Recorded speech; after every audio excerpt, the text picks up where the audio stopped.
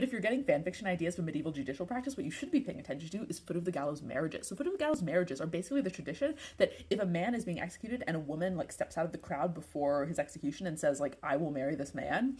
then he automatically receives a pardon. Well, this certainly wouldn't have been true everywhere. It's a practice that is attested to in medieval France and I believe Germany as well. It actually shows up in 16th century legal treatises such as Bartholomew de Chasseneuil,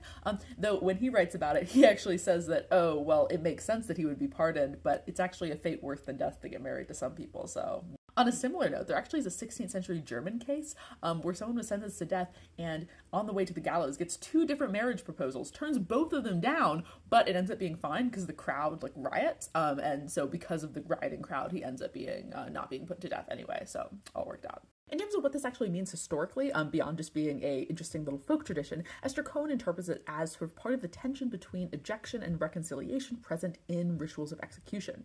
She writes that the foot of the gallows marriage was a realization of the ever-present possibility of reintegration, even for people who had been condemned to die.